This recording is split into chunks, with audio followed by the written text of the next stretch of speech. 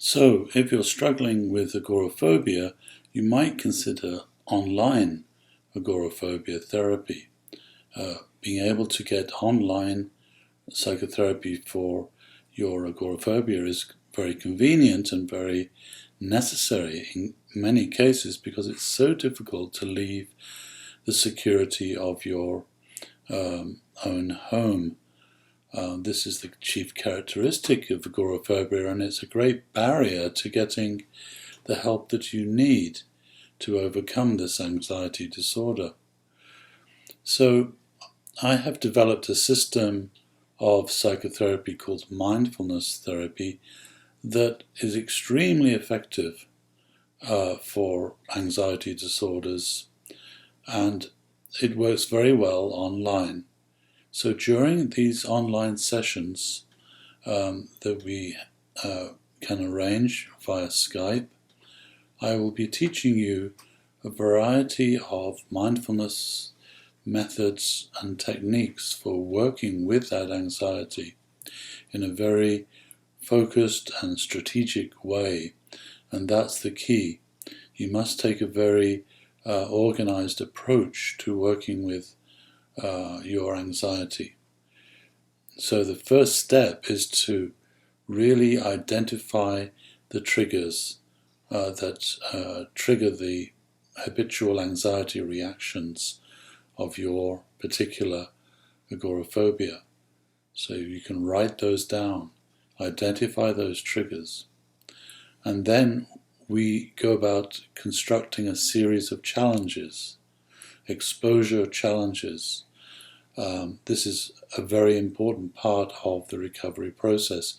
You cannot hope to recover from anxiety if you seek to avoid the anxiety. You must face the anxiety and help it change. But it's not sufficient to simply try and struggle through the anxiety. It's not about that. It's not about developing willpower. It's about finding that anxiety and healing it. This is the main focus of mindfulness therapy. We do not just blindly accept those habitual anxiety reactions. We go about identifying them and then healing them so that they no longer cause a problem and that we no longer experience those anxiety reactions. So the way we do this is called mindfulness-based exposure therapy, and it works extremely well, and I've been teaching this online for many years now with great success. So you identify a challenge with some of those triggers, and then you train with it before you do the challenge. So you play it through in your mind, and this essentially is a form of meditation. You are learning to look closely in the mind to see those habitual anxiety reactions.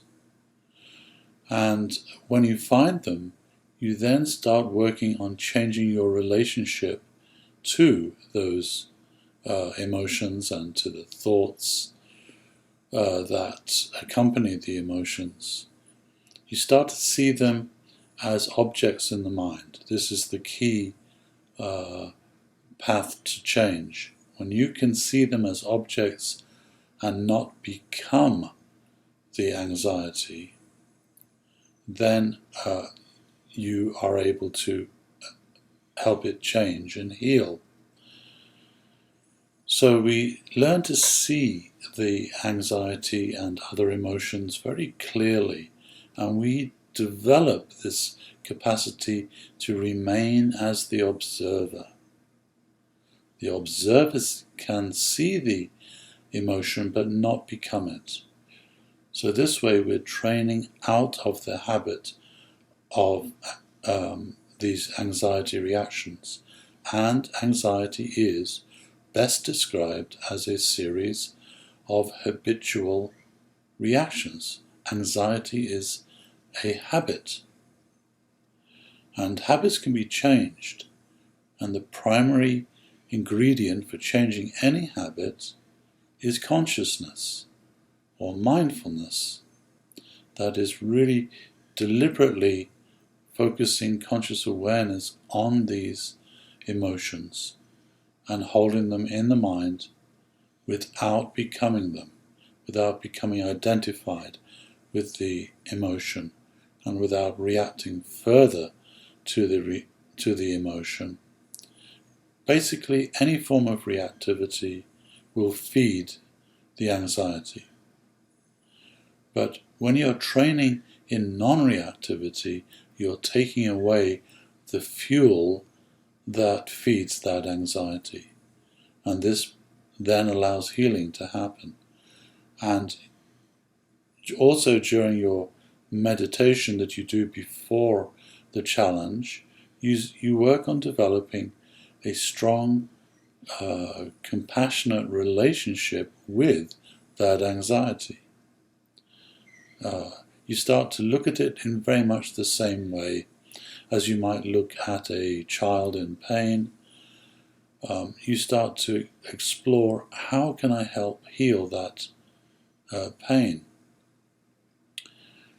So there are a variety of mindfulness techniques we use for doing this, but basically it's quite natural. You are tapping into your own inner wisdom that already knows how to be compassionate, how to heal suffering when it encounters suffering.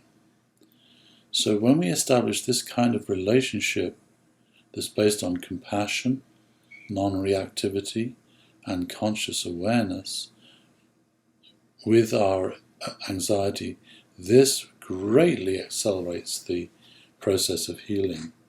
So we're training the emotion to heal itself, and when it's done in a very thorough way, then the anxiety is no longer triggered by those particular triggers in that exposure challenge that you are preparing for.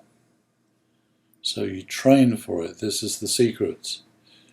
Then you do your challenge, and then you process any anxiety that was activated during that exposure challenge. For example, going into a crowded shop or a mall, that might be a challenge. And this is something we would meditate on before doing the challenge. And then we would meditate after doing the challenge. So we're training ourselves out of the anxiety habit. So this strategic approach is very effective. So if you're interested in doing online agoraphobia therapy via Skype, do please contact me and let's schedule a Skype therapy session. This approach is very effective. Most people see results within a matter of weeks, sometimes days. Once they start really changing the nature of their relationship with the anxiety, this is the key. So please contact me if you are genuinely interested in breaking free from your agoraphobia. Thank you.